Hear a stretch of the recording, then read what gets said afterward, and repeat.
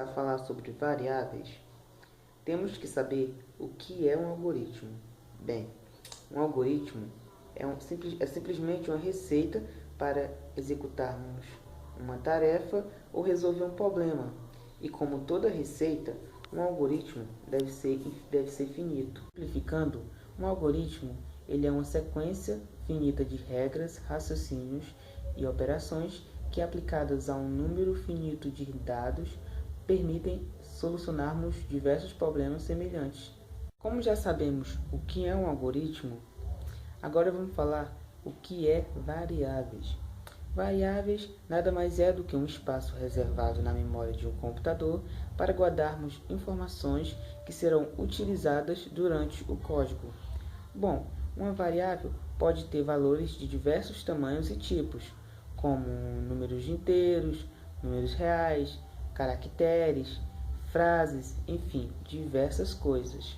Para o melhor entendimento de vocês em relação à variável, vamos supor um exemplo aqui fácil. Bem, suponha que você tenha um estante em casa e esse estante tenha vários livros de diversos tamanhos e tipos. E você precisa de uma informação. Você vai buscar em algum livro. Entendeu? Então, essa estante seria sua memória RAM do seu computador. O livro seria a variável. E quando você necessitou de uma informação, foi preciso buscar essa variável. Entendeu? Vou falar agora dos tipos de variáveis. Bem, existem tipos de variáveis básicas e existem aquelas de que você mesmo pode criar. Mas nessa aula iremos falar apenas dos tipos básicos. Vamos começar por inteiro. Como propriamente o nome já diz, inteiro é aquela variável que guardamos apenas números inteiros, sem casas decimais. Vamos falar agora da variável real. Bem, variável real é aquela variável em que você pode guardar tanto números inteiros como números com casas decimais. Caractere. Caractere é aquela variável que você guarda apenas um caractere, ou seja, uma letra. String. String é uma variável usada em quase todas as linguagens. E é uma variável que você guarda frases. Agora, a diferença entre variáveis e constantes. Variáveis são aquelas em que você pode alterar o valor durante a estrutura. E constante é aquela em que, antes de dar início à estrutura, você declara um valor que será mantido durante toda a estrutura lógica. Seguir um exemplo usando 3 tipos de variáveis de diferentes tamanhos. Na linha 1, o comando que determina aonde começa a declaração das variáveis. Na linha 2, a variável A está sendo declarada do tipo inteiro. Na linha 3, a variável B está sendo declarada do tipo inteiro. A variável na linha 4, C, está sendo declarada do tipo real. Na linha 5, o comando que determina aonde termina a declaração das variáveis e onde começa o corpo do programa. Na linha 6, a variável A recebe o valor de 13. Na linha 7, a variável B recebe o valor de 2. Na linha 8, a variável C recebe o valor da divisão de A por B, 13 dividido por 2. Na linha 9, comando que coloca na tela o valor da variável C, 6,5. Na linha 10, o comando que determina o fim do programa. Exemplo mais eficaz para entendermos o funcionamento de uma variável. Espero que todos tenham compreendido e obrigado pela atenção.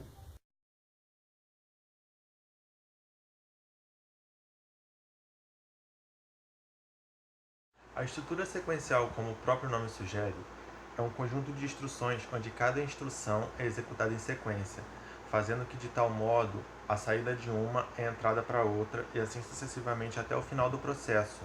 A atribuição dessa estrutura consiste no passo de valores ou resultados a uma zona da memória, onde essa zona recebe o nome da variável que recebe o valor. Essa atribuição pode ser classificada da seguinte forma: simples, que consiste em passar um valor constante à variável; Contador, que consiste em usá-lo como um verificador do número de vezes que se executa o processo. Acumulador, que consiste em usá-lo como um somador em um processo. E de trabalho, que permite receber o resultado de uma operação matemática com muitas variáveis.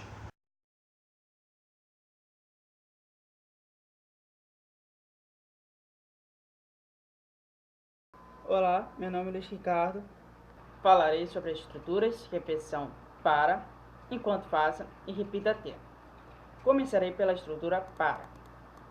Usa-se a estrutura de repetição para quando se tem uma quantidade definida de repetições a executar. Observe esse algoritmo. Ler as duas notas de 3 alunos e calcular a média de cada aluno. Para x igual a 1 é o valor inicial, até 3 o valor final, e o passo é o valor que será incrementado a cada repetição. Queremos que repita as instruções 3 vezes. Começa com 1 e faz as instruções, uma vez. Ao final de cada repetição, será somado o valor que se incrementa ao x atual, 2 vezes. 3. Repetiu 3 vezes as instruções. Agora, ao final da terceira, ele somará mais 1, tanto falso. O para vai repetir as instruções até que o valor do x saia da condição do valor final. Sendo assim, a condição é falsa e interrompe a repetição. Agora falarei sobre a estrutura de repetição enquanto faça. O enquanto faça é usado quando não se tem uma quantidade máxima de repetições definidas e não se tem a certeza de que a instrução deve ser executada pelo menos uma vez. Ele lê um número, verifica a condição. Se verdadeira, segue a instrução. Se falso, é interrompido. Esse algoritmo irá ler números acima de 0 e somá-los até que a condição seja falsa. A estrutura enquanto faça é pretestada. Por isso é necessário uma leitura antes da estrutura para assim saber se é necessário executá-la. Um número sendo verdadeiro, ele executa as instruções, somar e ler o próximo número. Sendo falso, ele interrompe e escreve a variável soma. E por último, repita até. Ao contrário da estrutura enquanto faça, a repita até repete uma sequência de instruções até que uma determinada condição seja satisfeita. Enquanto for falsa, ele repete. Quando verdadeira, ele interrompe. A repita T é pós-testada, por isso é necessário uma leitura. Nesse algoritmo, ele iniciará instruções dentro da estrutura de repetição pelo menos uma vez, mesmo que a condição seja vencida logo no início. Se a condição for falsa, repetirá as instruções, até que seja verdadeira e a repetição seja interrompida.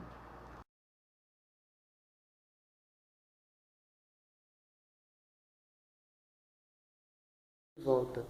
Antes de finalizarmos a nossa aula, devemos falar também sobre a estrutura condicional. Bem, a estrutura condicional, ela nada mais é do que aquela que possibilita o usuário ou programador a escolher um grupo de ações estruturais a serem executadas quando a condição for sim ou não satisfeita, ou seja, for verdadeira ou falsa. Devemos lembrar também que a estrutura condicional, ela pode ser dividida em duas, simples e composta. Vamos começar falando sobre a estrutura condicional simples. A estrutura condicional simples nada mais é do que aquela que possibilita o usuário ou programador a executar um ou mais de um comando se a condição for verdadeira. Caso contrário, ou seja, se a condição for falsa, a estrutura apenas finalizará, ou seja, não executará mais nenhum comando. Lembrando que a palavra que representa a estrutura condicional simples é a palavra se. Bem, vamos ver a seguir o pseudocódigo da estrutura condicional simples e um exemplo usando essa estrutura.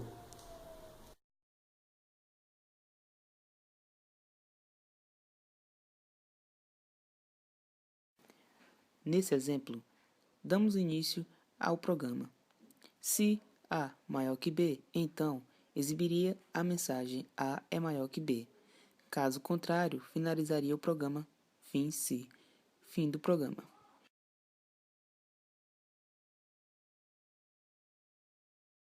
Vamos ver o fluxograma da estrutura condicional simples.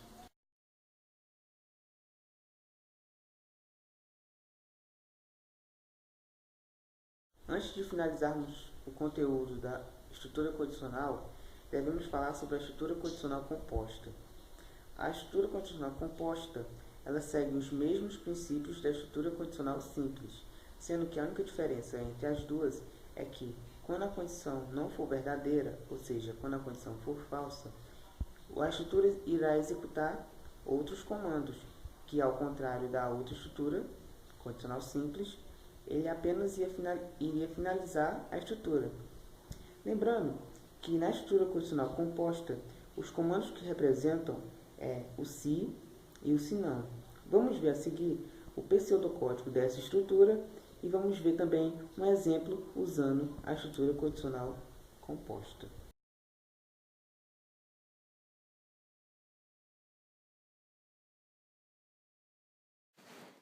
Nesse exemplo, a partir do início do programa, vamos começar. Se idade maior que 18, então mostrará a mensagem maior de idade. Se não, mostrará a mensagem menor de idade e aí finalizaremos o se, com o fim se, depois o fim do programa. Na imagem a seguir, o fluxograma da estrutura condicional composta.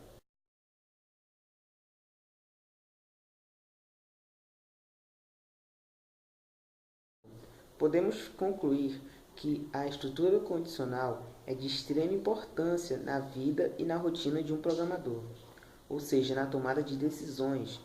Por exemplo, caso queira um programa que fizesse o login de um usuário, ou seja, quando a senha e o login estivesse correto, iriam liberar a entrada. Caso contrário, iriam mostrar a mensagem de erro. Então, por isso, é de extrema importância termos domínio sobre esses assuntos. Tem sido bastante esclarecedor para vocês. E obrigado pela atenção.